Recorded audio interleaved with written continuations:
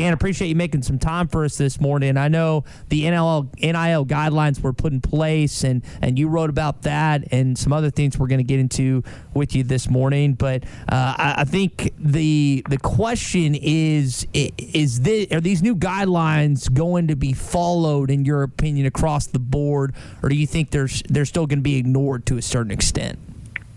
Yeah, good morning. Thanks for having me on. It's a great question. I think, if anything, and we're getting into speculation a little bit here right out of the gates, but if anything, I think the guidelines served as a little bit of a warning, right, from the NCAA that it's been 10 months, we haven't really done anything, but moving forward, we're going to start trying to enforce these things. The big question for me and for everybody I've talked to that's involved in an athletic department is whether or not they can really enforce these rules and how they're going to go about doing that, because it means most likely that they're going to cross some lines at some point that may end up in a courtroom. And on that subject, there is a regime change coming up at the end of next June in 2023 with Mark Emmert stepping down. With that occurring, how does that affect enforcement involved with NIL and colleges, Dan? Well, I think, especially with Emmert stepping down, with the Division I schools right now all reworking their rule book in a certain way, right now the entire structure of the NCAA is sort of up for suggestions. Anything is on the table for how this might look in a few years, and there are some interesting new ideas being thrown out of sort of reorganizing the whole picture of how college sports is governed. And if that happens, some of these conversations about the nitty-gritty of who can pay recruits and under what circumstances might seem quaint in a year or two if they end up changing the rules dramatically. Dan, when you look at the history of the NCAA and their ability or lack of ability to investigate, to come down with timely enforcement for schools that have violated rules, what should make anyone believe it's going to be any different this next go around with these new guidelines or some new moniker to go out and enforce rules now all of a sudden? Because the NCAA doesn't have a great track record with that. Why will it be different this time? It's a great question. I don't know. I'm not sure that you'd be right to have some doubts about that, I think. What seems to be the update from this week is they're going to try, right? For the past 10 months, they haven't tried. And if anything, this time, it seems like there are enough coaches and athletic directors who are upset with the way things are currently going that they might get a little bit more broad support for going after some of these cases than some of the stuff that they've tried to go after in the past. The question, though, is, at some point, you have to make a subjective judgment call of when one of these NIL deals goes from being a legitimate endorsement deal for an athlete, which everybody is okay with, into an actual inducement to try to get an athlete to show up at your particular school or stay at your particular school. I don't know how you enforce that rule unless you're making a judgment call. And once you get into the zone of making a judgment call there, like we said, you're probably going to face a lawsuit because somebody's going to disagree with your judgment. Yeah, and one area would be, there's been some national voices, and I don't think this is the worst idea I've heard. Hey, you've got to have a year under your belt. You can't be an incoming true freshman to have an NIL deal. And the basis of that opinion is you have no market value. You're a brand new player to that university. Why should someone be wanting you to endorse their product? I think that would end up in a courtroom like you're suggesting, but what's your opinion or feelings on the idea that, hey, true freshmen, first-year players, there's no NIL deals in local markets for you? Yeah, that's just illegal right now in half the states that have state laws, so I think it'd be a non-starter. I also think, ask Zion Williamson if he had market value when he was a freshman. Ask the star player coming in who's going to play quarterback right out of the gates for their school. Those guys do have value. And in order to put a rule like that in place, what would have to happen is the United States Congress would have to write a law specifically saying the NCAA can make its own rules and it's above the law that's already been created in order to do that. And I just don't see that happening. Dan Murphy with us here, ESPN.com. Dan, some other news. We're talking to NIL, the transfer portal, and that's, I know, something that the NCAA Oversight Committee is going to meet about this summer, maybe a fall and spring. Do you think that's a good idea for them to kind of narrow the window of when you can transfer in college sports?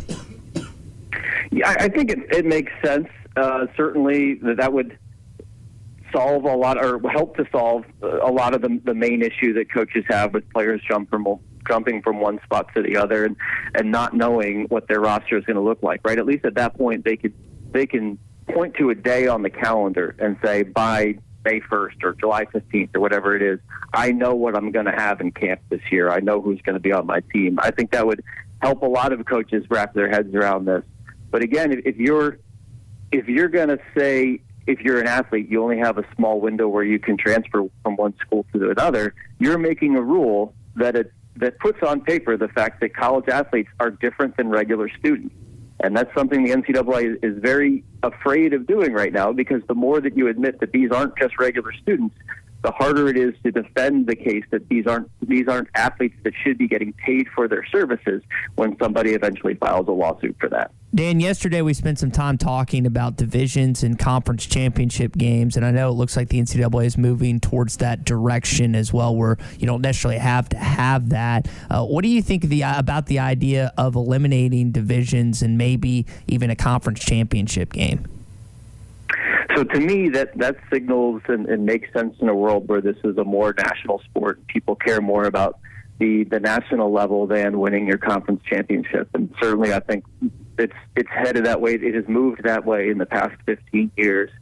And to me, when I hear we're going to get rid of our conference championships, that means we're dropping a game so that we can expand the playoff. That makes it far more feasible to have a couple extra games added to the playoff. And that seems to be the first step toward everybody getting a little bit more comfortable having 8 or 12 or 16 teams in a national playoff. Yeah. Back to the, kind of tying into this NIL conversation with both sports, we've seen some legendary coaches like Mike Krzyzewski. We've seen Roy Williams. We've seen others step away from the sport as we've seen the transfer portal and the NIL come in. Do you think we'll see more of that trend, and do you think those two things are connected? Yeah, so on an individual basis, I'm not sure about those guys, right? They're well into their careers at this point. I do know from talking to people that run coaches associations, from coaches themselves, that there is burnout, that there is a lot. This is hard for coaches to wrap their head around right now. I could see that going in one or two directions. Or maybe coaches do walk away. I think we saw Matt Luke, right? He left in his mid-40s and seems to be pretty happy living his life, not as an SEC football coach. But, if you're a coach who doesn't want that kind of stress, you can go coach D3, you can go coach in high school, but you got to give up the 7-figure salary to do it. The other option, which I'm kind of curious to see if and when some guys get here, is in this new NIL world, you don't have to recruit the same way you used to, right? The whole recruiting system was built because you couldn't just plunk down an offer and say, hey, here's the bottom line of what we can give you, kid, right? You had to send them a text 3 times a day. You had to give them a big fancy cookie when they showed up on campus. You may not have to do that anymore. At a certain point, if a coach wants to buy all the way in and just say, look, hey, I'm not going to blow up your phone 30 times a week. I'm going to take that 12 hours I normally spend texting teenagers and have a little bit better quality of life, and I'm not going to get so burnt out. And I'm just going to let my booster go and try to set you up with a deal. It could end up making coaches' lives a little bit easier if they're willing to buy into that part of it. Hadn't thought out of it that way. How do you keep the whole thing from turning into just free agency, both with high school players and the transfer portal just becoming full-blown free agency? Yeah, I mean, to a certain degree, that's where it is right now. We'll see if that calms down, right? Will we find out in a couple of years that everybody who entered the transfer portal is going to start learning that maybe the grass isn't always greener and this brand new shiny thing isn't quite great, so maybe they'll tamp down a little bit just naturally as the market settles in for how people can move. And look, there are a lot of examples of how free agency works in a way that isn't chaotic through professional sports, right? You have certain windows where this can happen. You have certain obligations that athletes have to their team. But if you want to do that, the way that they do it in professional sports is through a collectively bargained agreement between the league and a players' union. And ultimately, I think if the coaches really want to regain some control, they're probably going to have to do so by allowing players to negotiate and giving them a seat at the table and forming some kind of a union or association or something like that. That seems to be potentially the next big step that college sports might take toward professionalism. Dan, we've had a lot of college football topics that we've gotten to this morning. What is something else that you think would be a good idea for the NCAA or certain commissioners to approach or discuss when it comes to not only the on the field but the off the field evolution that we know as college sports? Well, one of the ideas that's interesting to me, and I honestly don't know enough about it to know whether it's smart or if it would work out in the long run, but as we mentioned off the top, right, at this point, everything's kind of on the table for how college sports are organized. And right now, college sports are organized by saying, you know, the richest, biggest schools are in one bucket, and then smaller schools, and then smallest schools. Maybe that doesn't make that much sense anymore. Maybe it should be organized by sport, right, where football has a certain type of set of rules, and field hockey has a set of rules, and your swimming team has a set of rules. And so that idea has been thrown out there, especially as you're trying to organize these things, right? Like the problems for a football player, the market for a football player in these NIL deals is different than it is for the soccer team on campus or for the gymnastics team in many cases. So I think rethinking how we organize these sports and doing something closer to the Olympic model, where every sport has its own kind of small governing body that gets to make its own decisions independently, could solve a lot of these problems. Tommy, you got anything else? Yeah, one last thing, Dan. What happens to college sports if eventually, or in the near future, I think there's some concern about this, if Congress or a governing body considers student athletes employees of the university? What is the slippery slope there, in your opinion?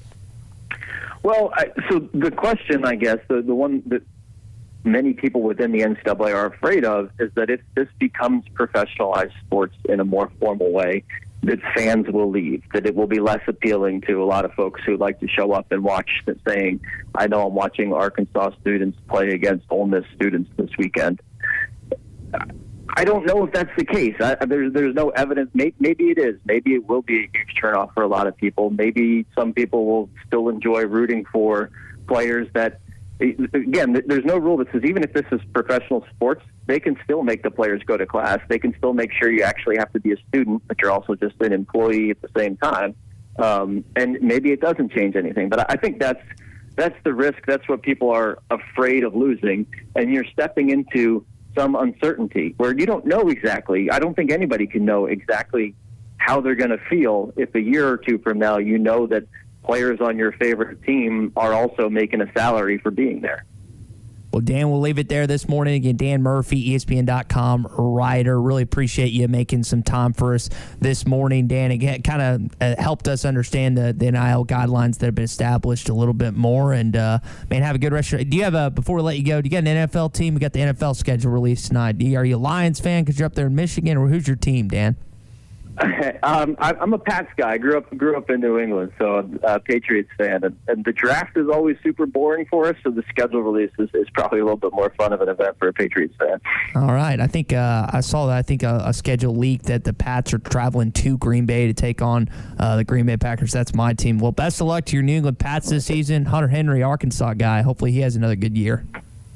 There you go. Thanks, fellas. I appreciate the time this morning, Dan.